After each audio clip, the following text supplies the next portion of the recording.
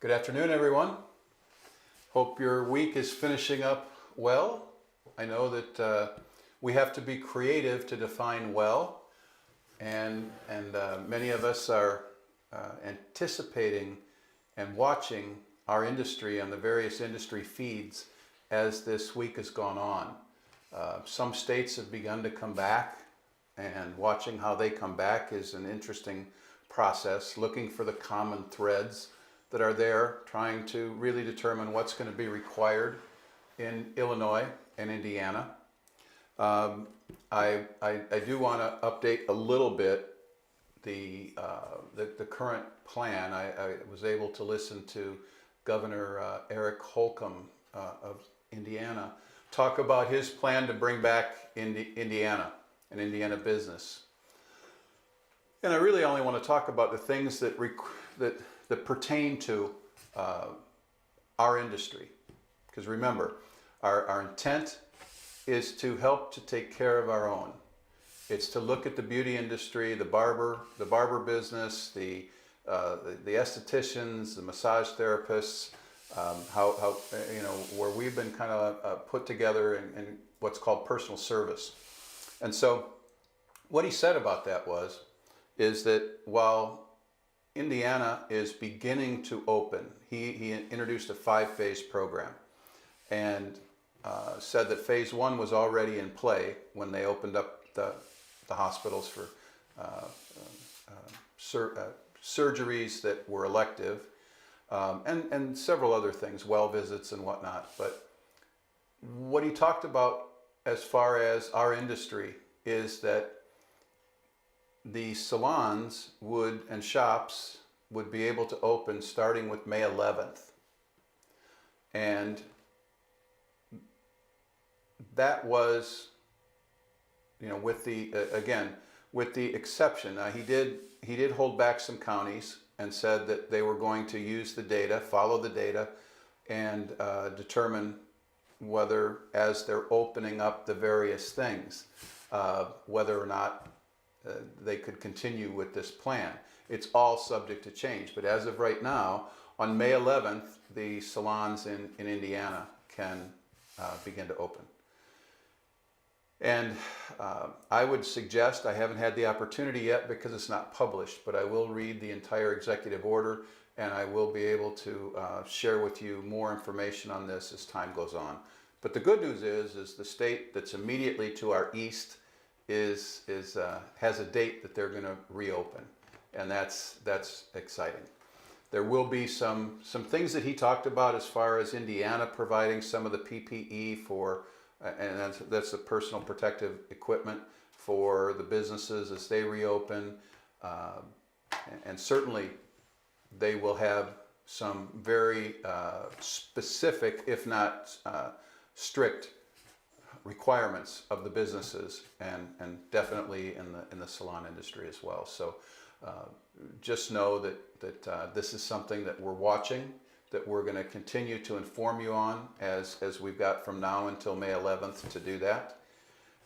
Remember, as we've talked before about rolling this out and how it can roll out, and some suggestions on how you could do that.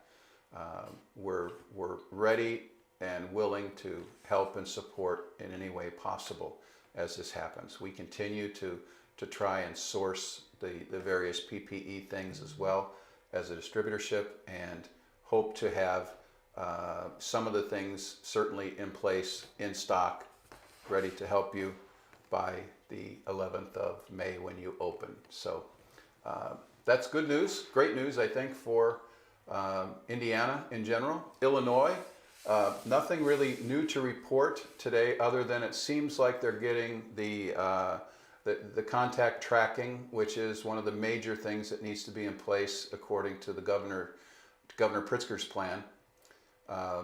I will tell you, I was impressed with Indiana's contact tracking and what they have put in place. And so hopefully, as the governors talk to one another, they can they can share what they're doing, much like we share in our industry what we're doing, that tends to speed things along. I know that a lot of people have watched as Georgia was the first state to reopen. And to me, the best example to look at is Van Council at Van Michael Salon in Atlanta. Certainly, it added one thing to my concept of what, well, two things now that I think about it, two things that added to my concept of what this reopen is going to look like. One is the protective visor that chemists use for a splash guard to protect the eyes, used with the mask and the visor that comes down as well for the stylist. The other is that they put a welcome table right inside the door of the business. So it's before the reception desk. So right inside the door is a welcome table, and there's a great sign that says, here's what we have put in place to protect your safety. And it goes over exactly what they've added to their steps of the service and what they've done to the salon in order to accommodate them and have them feel safe. In addition, that's the station where their temperature is checked. That's where they go through the questions of, are you feeling sick? Have you been sick? Do you have any of these symptoms, etc.? Where if they do, of course, then we'd have to reschedule their appointment. It's where they're also given the mask that they'll wear during the visit, and where the waiting process will be discussed, because there is no waiting room.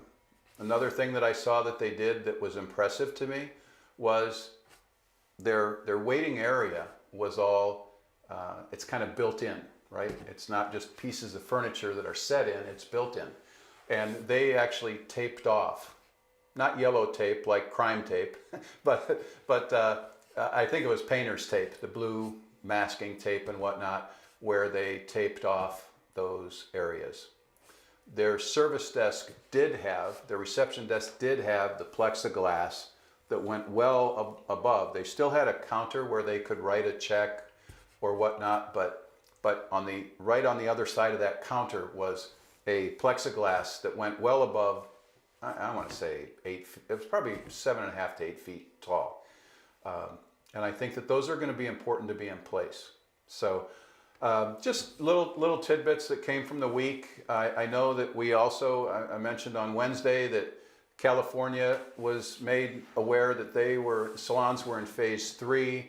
And I've seen since then on social media, I know that everyone in California is trying to change that and make that happen.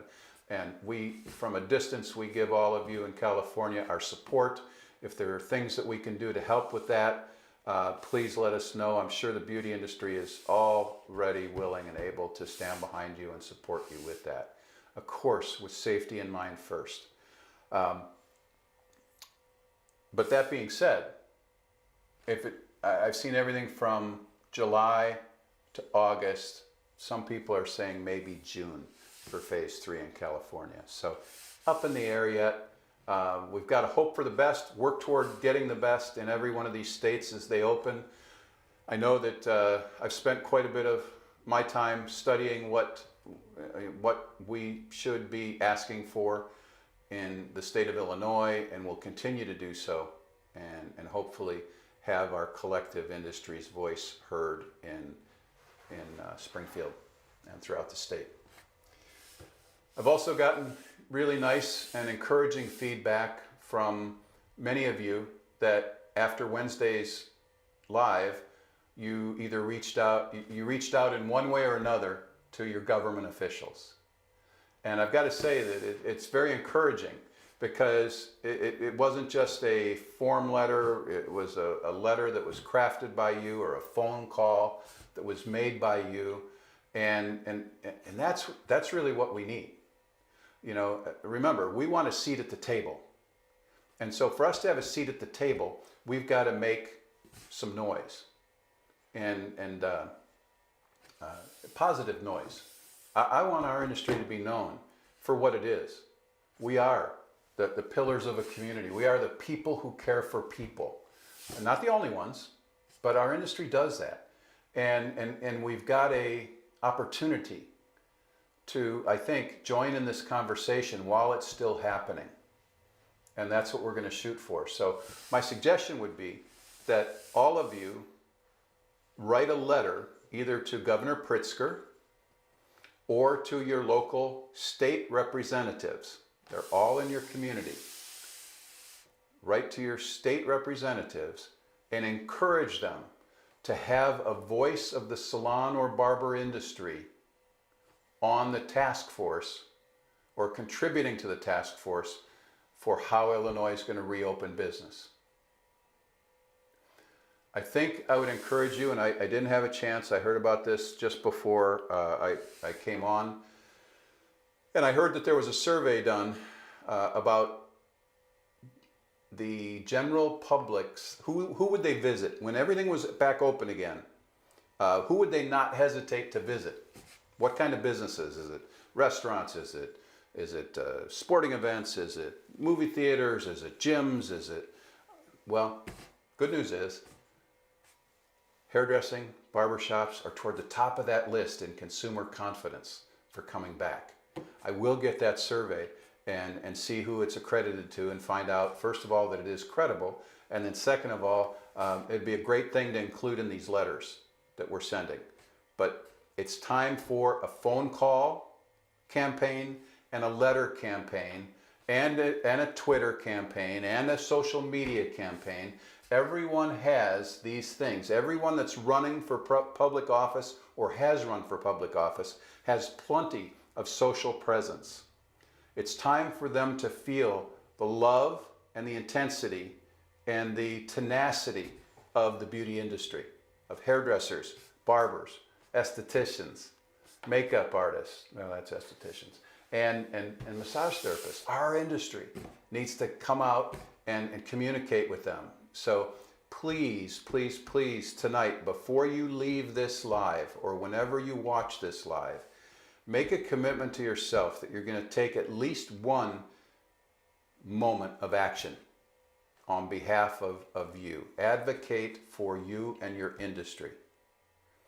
I saw a statistic today that, or I heard of a statistic today that really kind of bothered me, and I know it was just an estimate, but I would also, we're going to talk about the week to come. We're going to talk about, again, a little bit of the future, and I want to give out some assignments like we just did to be heard now, today, ongoing by the politicians that are local to us, that you are their constituent.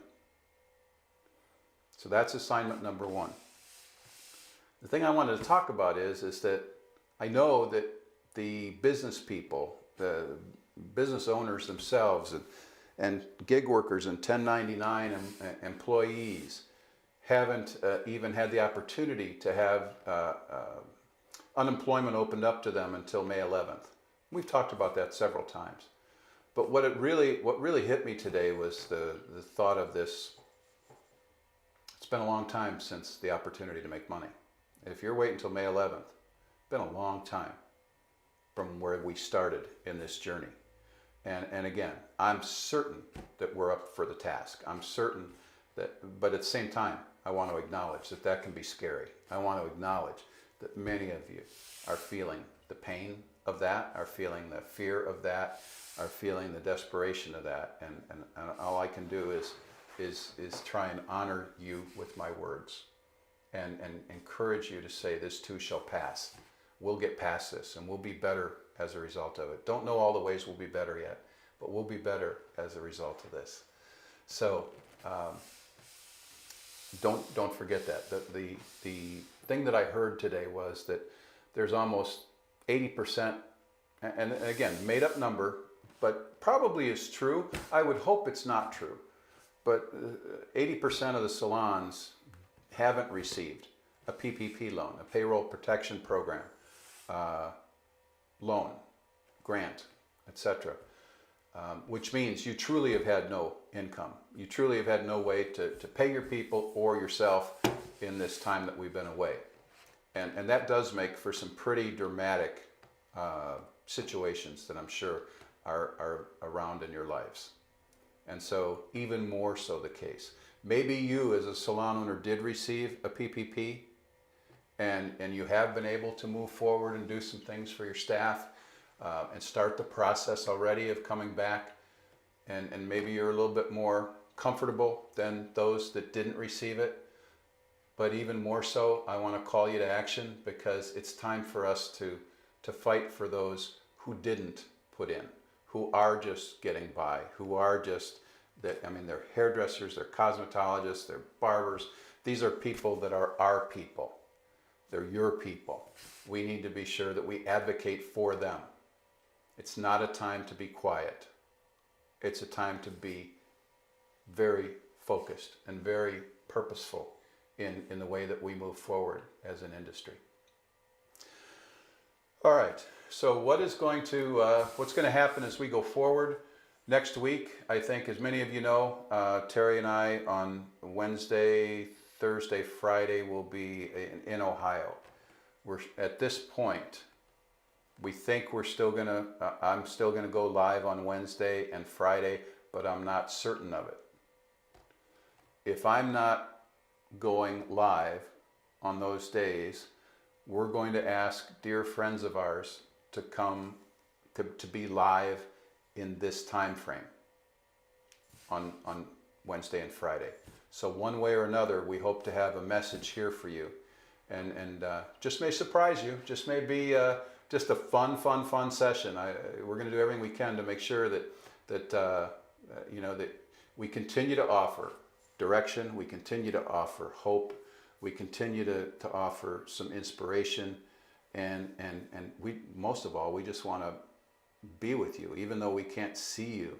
I can tell you that after each live, many of you know, I'm going through that feed, and I'm looking, because I want to be able to touch you back. My hope is to touch you from our hearts during this time, but to also let you know that you're seen by us. We see you in those comments, and you mean the world to us, so thank you. Those of you that are, so here's another assignment. I would like to know, either by direct message on the PSC Facebook page, or I want to know two things. If you are a stylist that's employed by a salon and you're on unemployment and you're getting unemployment, I would love for you to say yes, getting UI, unemployment. If you are a salon owner, I would love to know if you have received a PPP loan. And that's important as well. I want to feel some of that numbers from you as to exactly where you stand on that. So direct message is fine. It would be private. If you're comfortable putting that in the general comments of the Facebook Live, that's fine too. But just giving you two different ways to make that happen. If you're listening to this from outside the Illinois area and Indiana area, I would love to know if your state has opened already. I would love to have the parts of the executive order that opened you that tell you what your business practices have to be once you reopen. So I've seen that for Georgia. I've seen that for one or two other states, well, several other states, but I would love it if you could copy me on that. And again, just attach it, take a photo of it, attach it in a direct message. It would really help for us to see that and see what your state's requiring of you. I think Ohio may already be talking about coming back. No, I can't remember. No, Ohio is not. So, but the states that are, Colorado is, but again, I'm not totally up to date. So if you've got that, I know Tennessee is, please send that to me. I would love to see it. If you're more comfortable sending it in an email, my email is S as in Steve, last name Cowan, C-O-W-A-N, at PSC, the word space, S-P-A-C-E, I'd love to receive those if I could. So that's that. Those are your assignments. Let's get noisy with our local and state politicians in a good way, positive, upbeat, right? We're the people that care for people. We're kind, and this isn't a time to show or to try and be angry about it. This is, we have always been part of the solution in our communities, always. We want to be part of the solution in this process, but we also want to have a voice. We think it's important to have a voice because we're already doing a lot of things. What else have I seen? I've seen a great kind of statement that many people are posting. They've copied it from Diana Schmidtke. Diana Schmidtke is a Illinois, born and raised in Illinois, hairdresser / men's groomer that now resides in California, who is a groomer to the men actors and the public people that you see there. She's a tremendous artist, but she makes a great statement about the training that a hairdresser goes through and the fact that hairdressers and barbers have been training for this their entire career path. The sanitation and all of the right steps. If you have a chance to see that, if you haven't, it's beautifully written. I've seen it on many people's feeds. Go ahead and share that, copy and paste it, do whatever. It's worth getting out there. Bernie Cook also posted his letter to Governor Pritzker. Please feel free to do that as well. I know that there have also been people that have been posting. If your governor has spoken specifically to the beauty industry, please post that and send a copy if you can. All we're trying to do is represent the beauty industry in the best way possible to the people who right now are kind of holding the drawstring to our future and to our careers. We want to get back to work safely.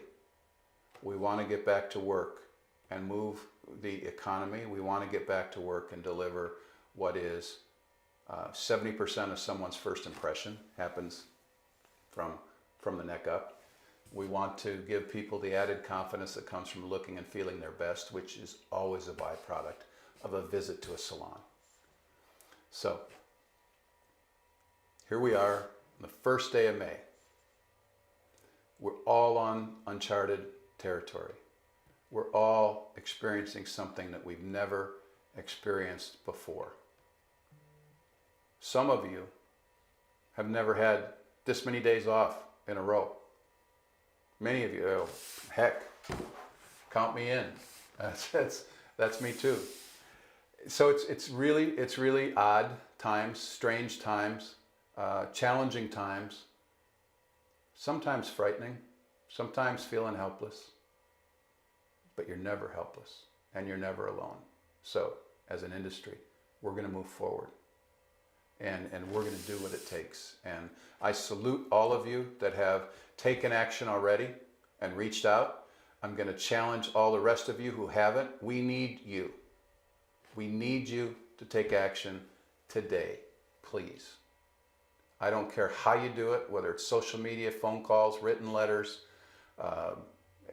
And to be honest with you, you need to also ask your salon guests, because each one of you represents thousands.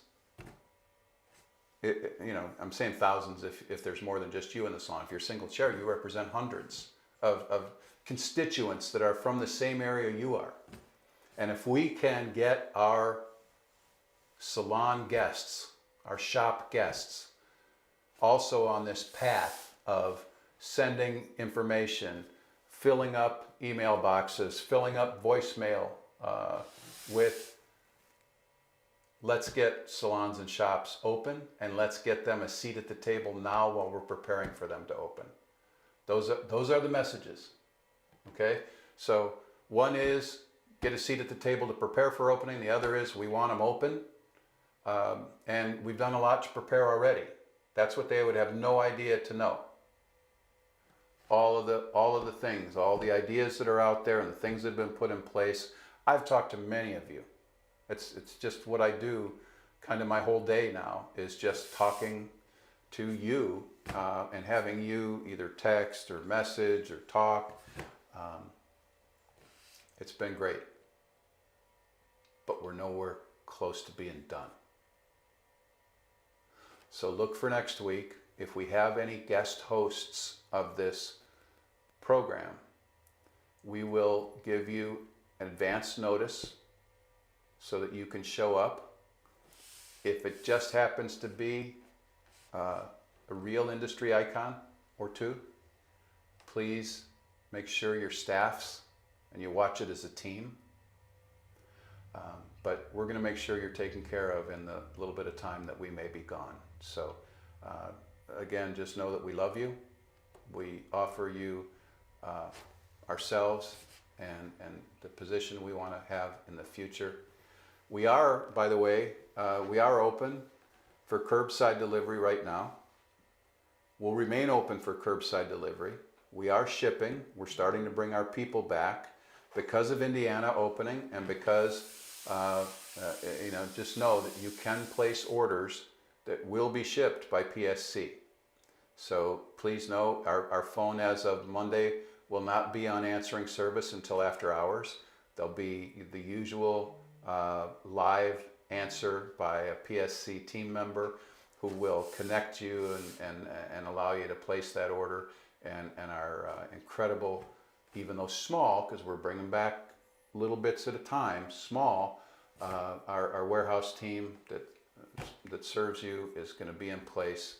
So know that we're here, again, that we love you, and please communicate with us if there's anything that we can do to either make this better, more comfortable,